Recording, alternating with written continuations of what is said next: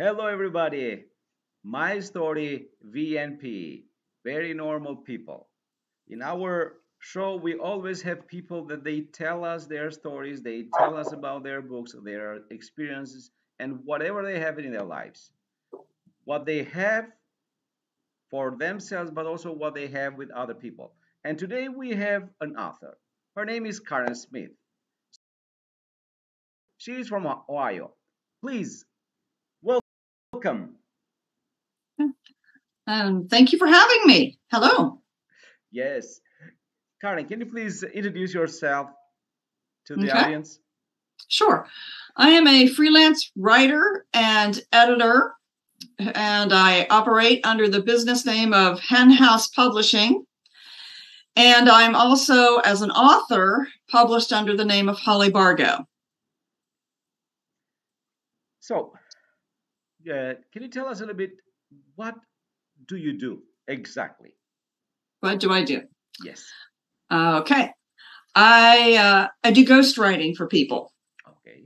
and that would include everything from web pages to operations manuals. Just a lot of different things. Blogs and newsletters have been a large part of my work, and I have done those for different trade associations and some other companies. Okay. Just lots of different types of subjects, which is really fascinating because then I get to learn a whole lot of different things. So you're becoming like a Wikipedia, right?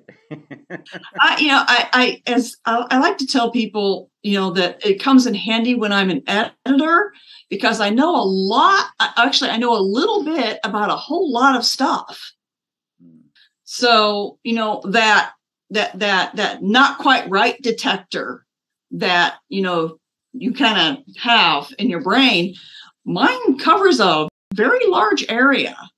So when I'm reading something, editing something for somebody, this little discrepancy might ping in my brain and say, hey, this ain't right. So it's that little thing that I'll look it up because I know from all that other stuff I've done that this isn't right. And then I can correct it. I'm a little bit curious. How much does it take to write for someone for his blog, let's say? I'm sorry? How much time does it take to write for someone a blog, let's say, something like that? A book? Blog. A blog. I'm sorry. It depends on the blog. It depends on how long the blog is and how deep the subject matter is. I can normally knock off a 1,000 word blog, usually within, 2-3 hours, maybe a little more, depending on how much research I have to do.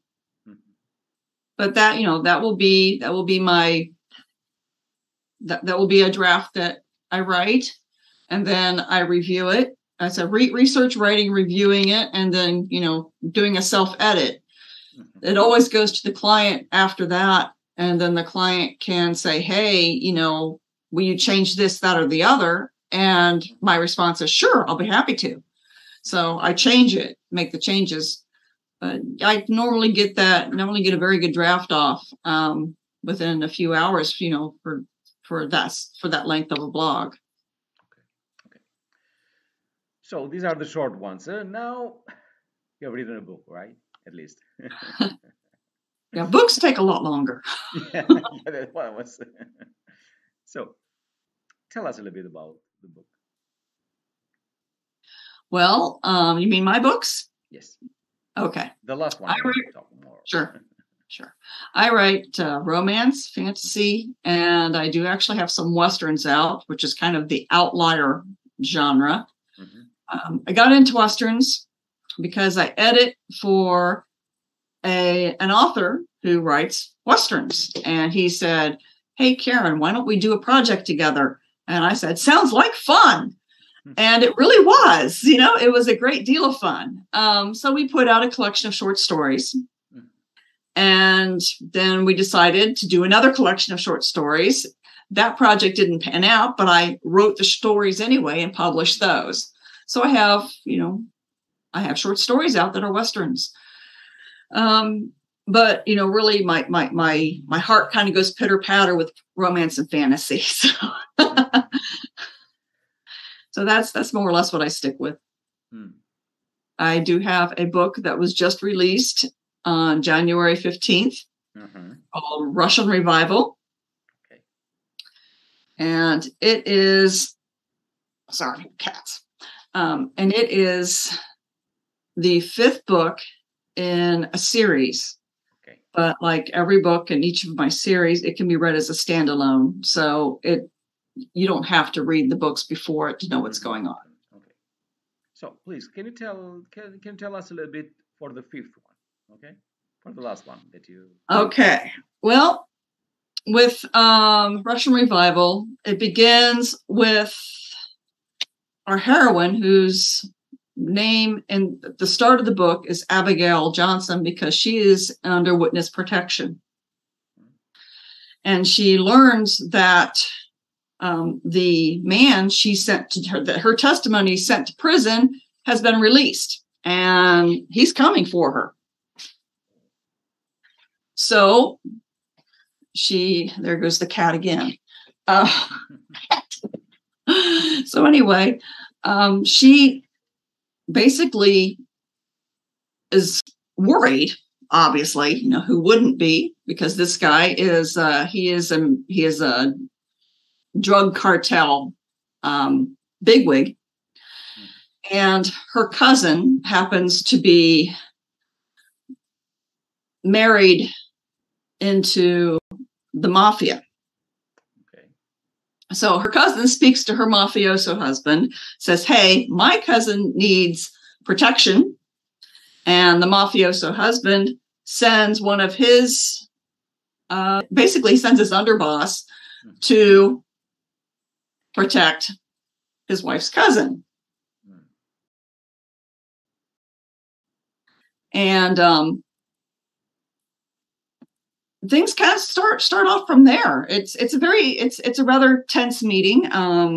We learn soon that the heroine goes back to her real name. What's her name, by the way? What's the name of the cat? Oh, that's Cooper. Cooper. Okay. Cooper, yes. Yeah, Cooper. We found Cooper in the engine of my car. I drive a Mini Cooper. It fits. I found something like that near a little chapel actually. Somebody led 2, and we called her Panther because it's like a panther. Oh, good. That's a good one. Yeah, no, he's the youngest of 7 cats in this house. Okay. So, yeah, I seem to bring home an animal about every year now. Okay. So I have a farm as well, so I understand that. So, oh yeah. We've got dogs, by the way, now at the moment. 6 dogs. That's a lot of dogs. Yeah, I've got. We have 2. A Great Dane and a German Shepherd, and I have 2 horses. Okay, that's good. And some chickens, who are not laying any eggs right now. Oh, mine, they are 4 or 5. Anyway, so let's go back to the. You want to trade? Yeah, we can discuss for a lot of stuff. Okay, so he has, let's say, a kind of bodyguard, so somebody to help him from mafia, right? You said. Right. So yeah, she so anyway, the underboss goes down to where our heroine lives, which is, I've cited, in Cleveland, Tennessee, which is a real place. Okay. Which is on the southern border of Tennessee, basically, so within spitting distance of Georgia. And so, that's about the only thing that's real in this story. Okay. I like to use real places in my books. I don't necessarily make every place in the book real, Mm-hmm. but the general area is a real place. So a book I wrote and released a couple of years ago, Focus. One of the places it takes that the story happens in is St. Paris, Ohio, which is just a village, probably about 10 miles north of me. So yeah, it's it's a little village. Nothing much goes on there, but I figured that would be a good place for her to come from. And maybe in the village when they read the book, say, okay, maybe. Okay. So as long as it's not hard for you to write for any subject, I think the book, it should be, how say it, colorful, right? It has a lot of It does have some steamy scenes, but it's the steam doesn't happen until it makes sense in the story. I don't do gratuitous explicit scenes, because that's not what I want to read. I don't mind the steam. Sometimes I really like the steam, but I want it to make sense of the story. Okay. So, what? By the way, who is your favorite writer? My favorite writer. That's not a fair question because I've got several. I know. That's why. Yeah. One of my. I should say I could list a few right off the bat. Robert Parker is one of my favorites. Dick Francis is a favorite. Robin Hobb is a favorite. Who else? I actually like Nora Roberts. Are they in the same genre, or they are no. different? No. Robin Hobb writes fantasy. Dick Francis and Robert Parker wrote, they're deceased now, they wrote mysteries. And Dick Francis's mysteries tended to be centered on the English horse racing. Okay. So, what is the message that you try to convey or writing the fifth book? In many of my books, there are two basic messages or themes, we could say. One is that of redemption. I'm a big believer in redemption. We all need second chances. We all need the benefit of the doubt. So that's a big recurring theme in mine. And another theme is you can't go back. You can only move forward. I have yet to meet the person who was able to go backward in time. And if I ever meet that person, I will kidnap him and, force him to do my bidding so I can correct some of my own mistakes that I've made in the past. It's those are two big themes. So it's, I don't know, maybe that might speak more about me than perhaps I wish to reveal. So, but they're important to me, and so they come through in my stories. Okay, so let's say that you have written in the personage, let's say, some of your experiences as well, or is just some of my experience comes through.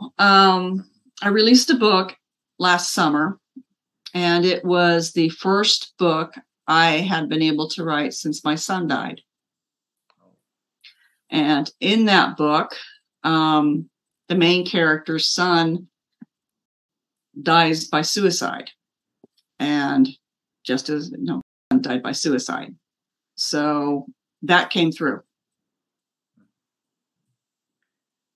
And once again, if we could go back in time, I would kidnap that person and force him to do my bidding so I could correct that mistake. Yeah, that's right.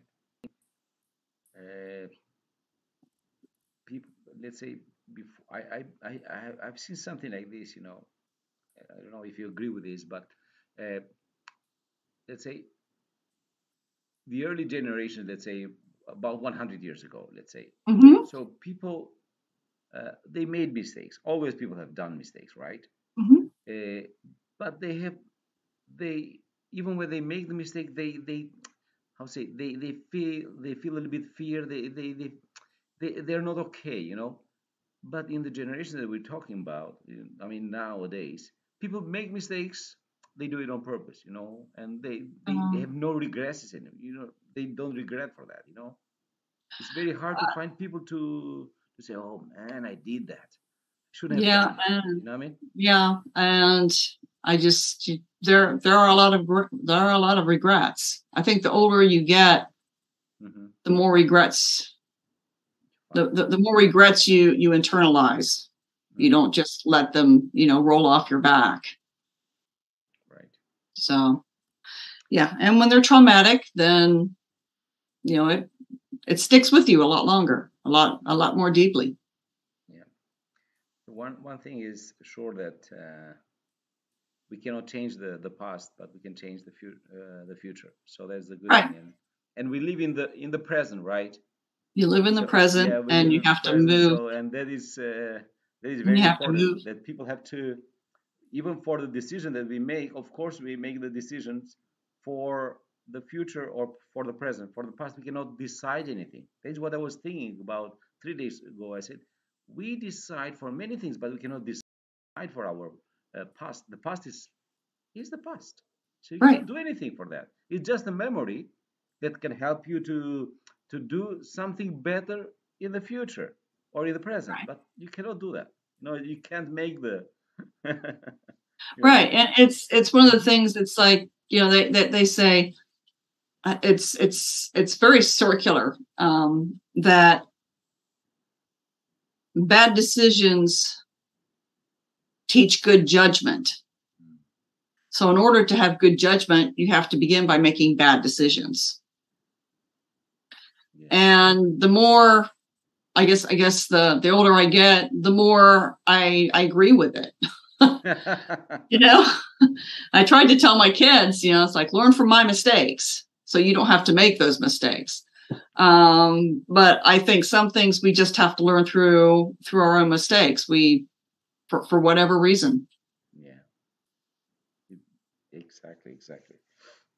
I do the same with my son. I say, don't do this, and then because you will feel this. If you make this decision, it's gonna be like this. I say, okay, and then he does his own way, and he says to Right. me after that, he said, "Yeah, I felt the same as you said." I said, "Why do you have to go through?" I don't know. Yeah. Yeah. And I think it's because our children think we're idiots. And by the way, that is a very big problem now. That in one sense is like the parents are against the kids, and it's like everybody is talking about that. Like, look, it hasn't been like this in the generation that I grew up. So I always think about not just my parents to respect them for Mm-hmm. every single word they say. I have to respect them, but also the older people which are around in the neighborhood. So we used to respect them.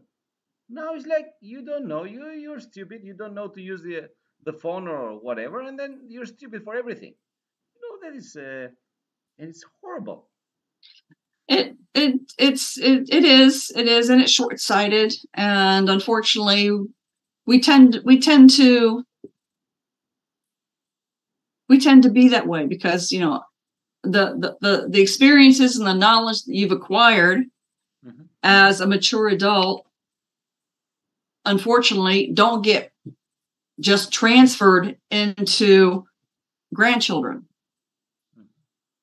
That the things they have to learn it. They have to learn it themselves. They begin from step one.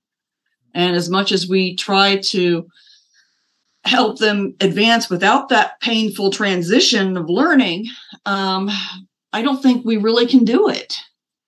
Yeah. I learned that with both of my kids, and my other boy, he was a very angry teenager growing up, very angry. And he enlisted into the military, and boot camp was good for him. And it was later on, after boot camp, he basically looked at me and said, "Mom, you were right." You know? It wasn't so bad at home. And, you know, it's just something that growing up, he would never have believed me, no matter what I told him. So he had, you know, it's just, they had to experience, stop that. They had to experience it. I say to my kids as something that I'm an empiric person, and that is what I understood. You know, you will never understand your parents if you're not a parent. That's true. That's true. That is, for me at least, is a fact. You know, I cannot.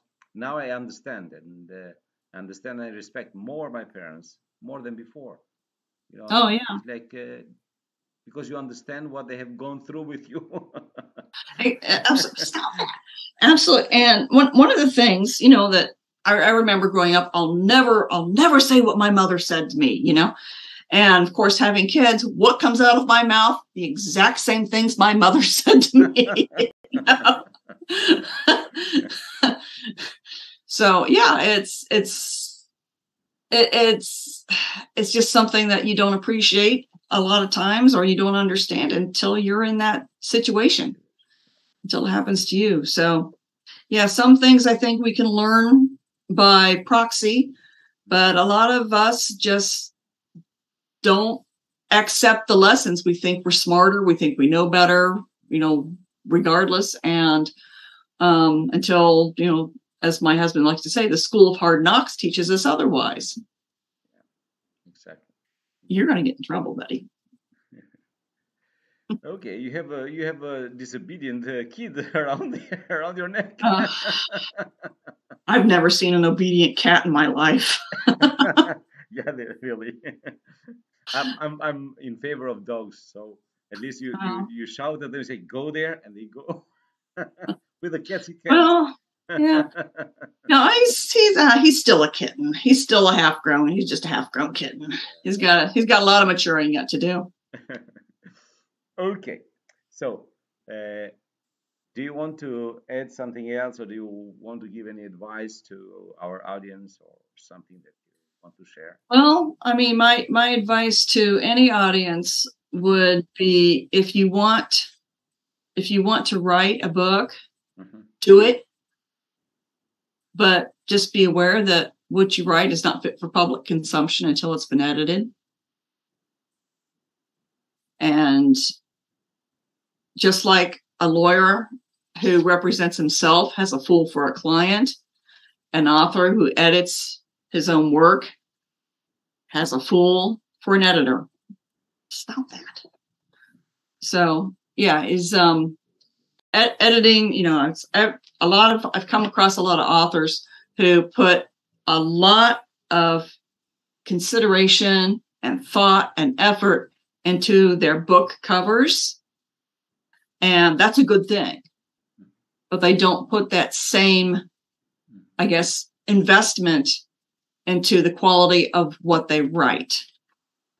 And the only way to really help the quality of what you write is by having someone who is objective and who's not going to consider your feelings for the most part, because a good editor is not going to flatter you.